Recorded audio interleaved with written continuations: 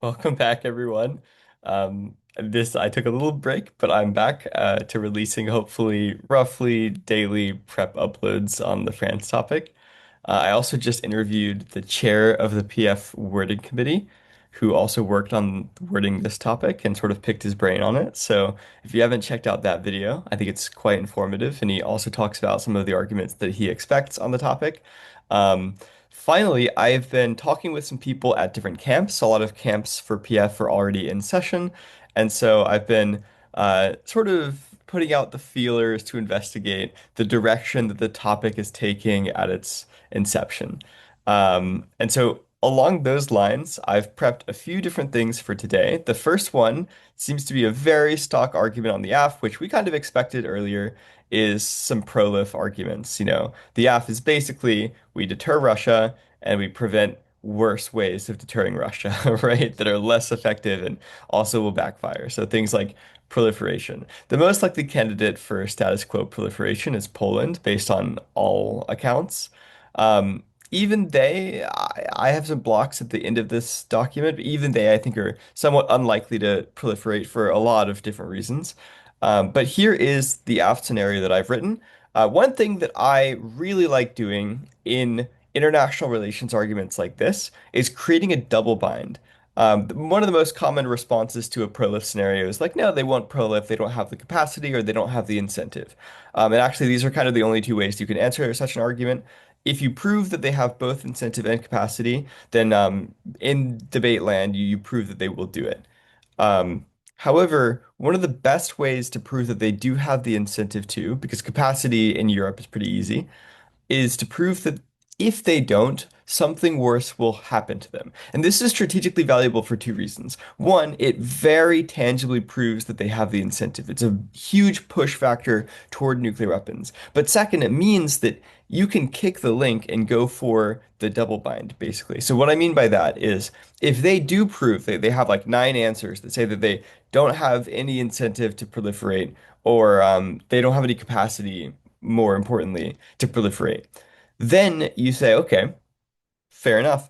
If you're right, then we get the other scenario. If you're right that they don't proliferate, well, you've conceded that if they don't proliferate, something even worse is going to happen to them, and so we'll just go for that impact scenario instead, and we'll just weigh it into your arguments. We'll link it into whatever, and that's a way that you can sort of kick prolif and just agree to all the defense and still get some offense out of the scenario. And this might not be your primary collapse strategy. It could be, this could be like a sneaky thing that you do every round, but it could also be supplementary to a different collapse that you go for. So I'm thinking like it's become slightly more popular. I think it's somewhat strategic these days to use different pieces of an argument in one contention to sort of supplement the strategy in the back half of going for a different argument. We saw this, for instance, in TOC finals with Plano, where they went for the uniqueness on one contention as defense on the opponents, and then also went for the other contention instead. So that's one thing you can do here. You can sort of go for this like war scenario, possibly even as I guess, uniqueness of what will happen without prolif and like a reason that deterrence is necessary or something.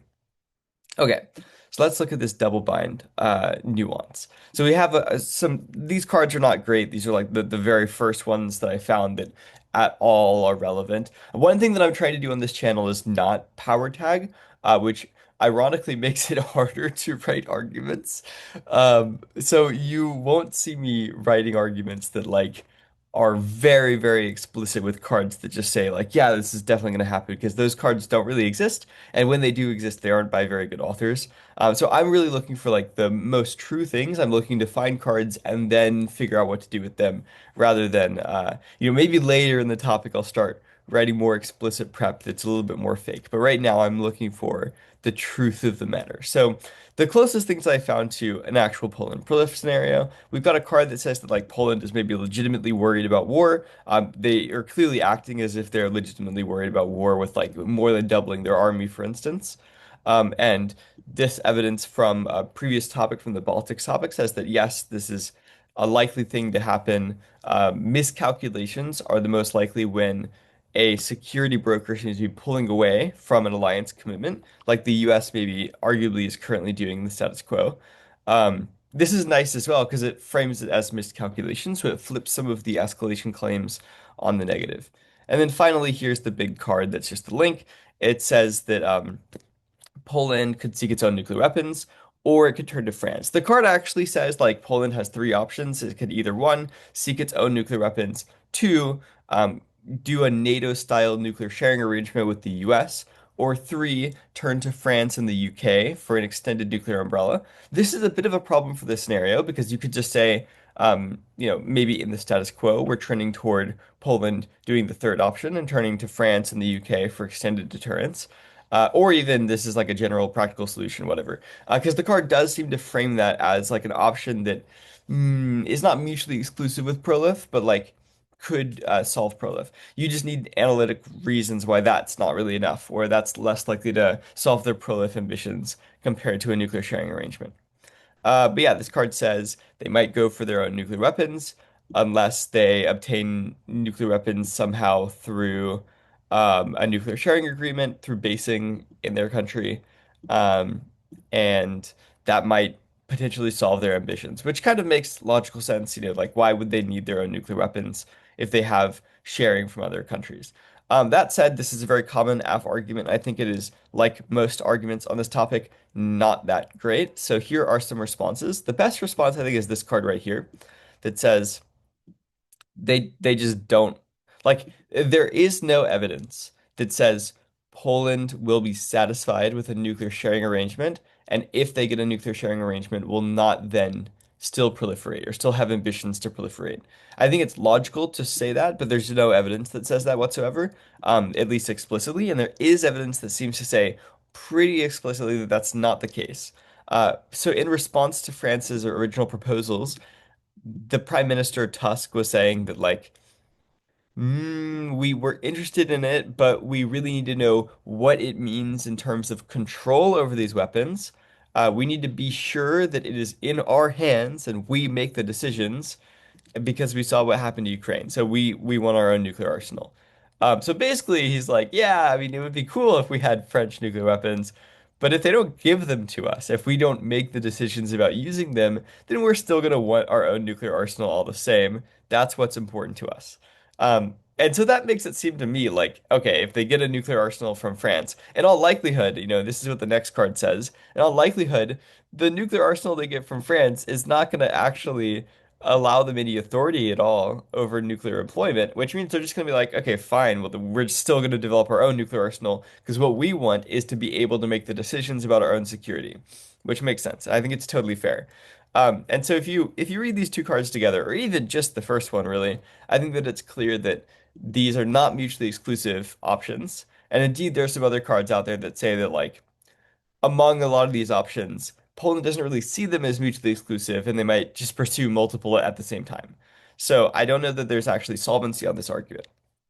Next, we have some uniqueness questions that like maybe Poland is not going to pursue a nuclear weapon, or there are other ways to stop them from pursuing nuclear weapons, which could be things that will happen in the status quo or things that are general practical solutions. We already talked about the France extended deterrent stuff that doesn't necessarily require nuclear sharing. Another one is just like they're not going for their own nuclear arsenal. And there's some evidence that like whenever states legitimately go for their own nuclear arsenals, they always do it covertly. But Poland is like being very loud about it, which actually suggests that they're not serious about proliferating. So this sort of flips a lot of the evidence that people are reading about the uniqueness against them, because it's like, okay, yes, all of your evidence says that Poland wants to proliferate because they said so, but that's actually evidence against them wanting to proliferate, if anything.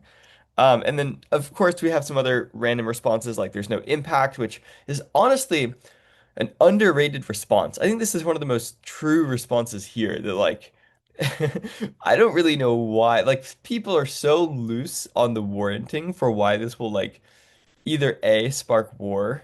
I don't think it will. We've seen this over and over again. Or B, like why this would spark a domino effect of prolif, which is also in the card above.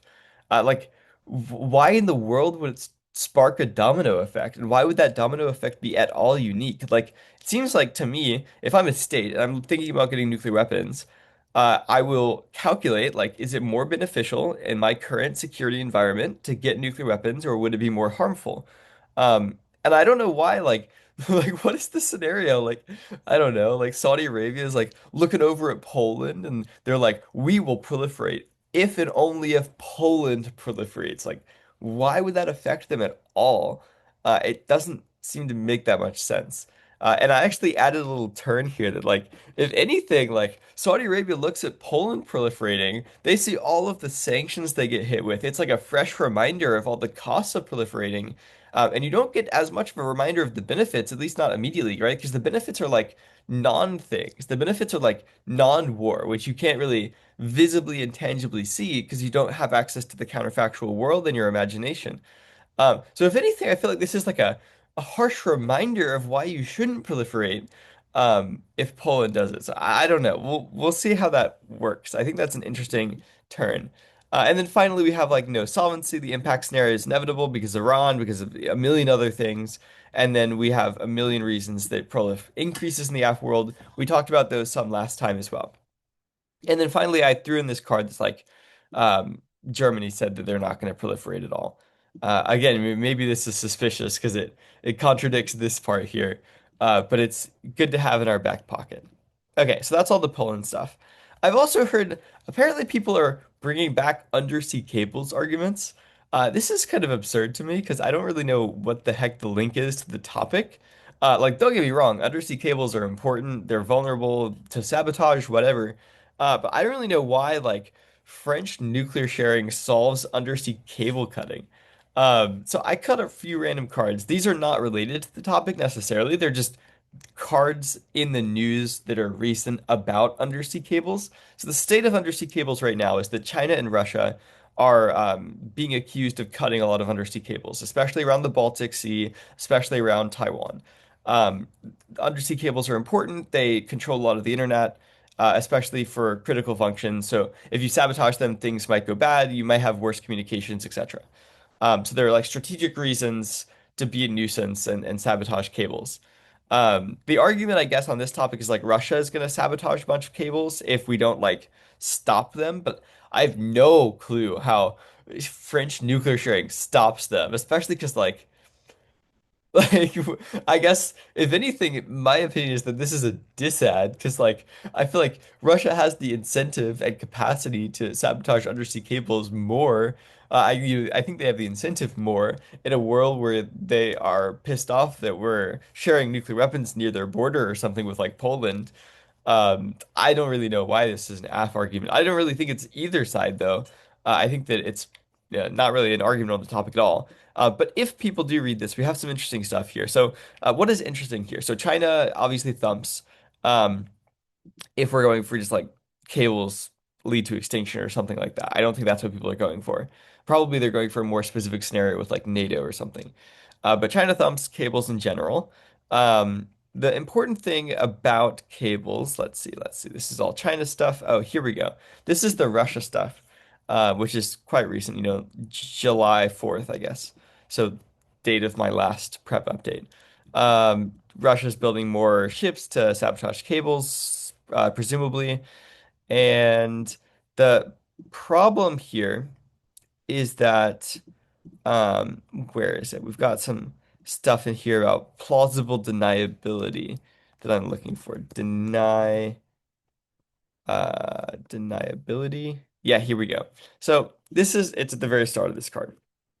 This is the thing is that there's enough plausible deniability to dodge consequences. So let's think about what that actually means. If there's plausible deniability to dodge consequences, that means deterrence doesn't work against this stuff. Like, it doesn't matter if you shove a nuke in someone's face if they have plausible deniability. Like, the whole point of these operations is that they're gray zone, low scale operations that will never escalate to the point of being deterred by nuclear weapons. Like, the point of nuclear weapons is to deter nuclear weapons and other like existential threats. Cables, yeah, they're like important, but they're not existential in the same way. They're like a lower level of escalation that doesn't reach the threshold for nuclear escalation, and everyone knows that, especially Russia. So if anything, I feel like they do that more if there's more nuclear deterrence. One last thing about cables is that there's like they're not that big of a deal in my opinion. Like yes, the whole point of this article is that they're a big deal and people need to take them more seriously. Which is true. People need to take them more seriously than they are, which is like they're currently a joke.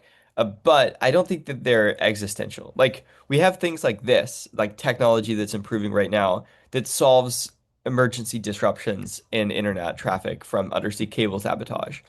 So I think this is like no impact. At least no impact in terms of like the impact that most people are talking about in these PF rounds.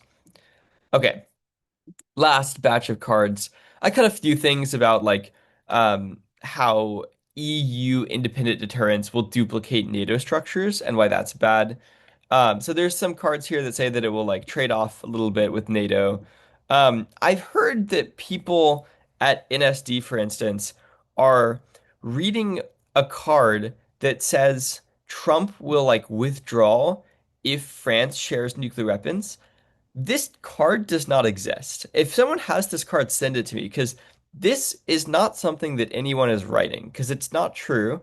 Although PFers are adept at finding false information on the internet, but this is like certainly not true. The card that I was told people are reading is one of the cards in my card dump, which is this evidence from Horowitz. Actually, it's over here. It's the rest of this card, the Horowitz and Major evidence from Brookings. Should Europeans develop an independent nuclear deterrent? I read through that card again, and again, I took notes on this for the other, like I guess if you go back to the original prep update, it does not say anything close to like Trump will react in any way to French nuclear sharing. So, if people are reading this link evidence, you should call for it. You should like be very skeptical of that. I think that's probably misrepresented. So that's everything for the prep update for today. I will continue writing more like arguments like this. I have to save some for the Argument Institute. Get down in the lab and make some arguments that work for the students that I have.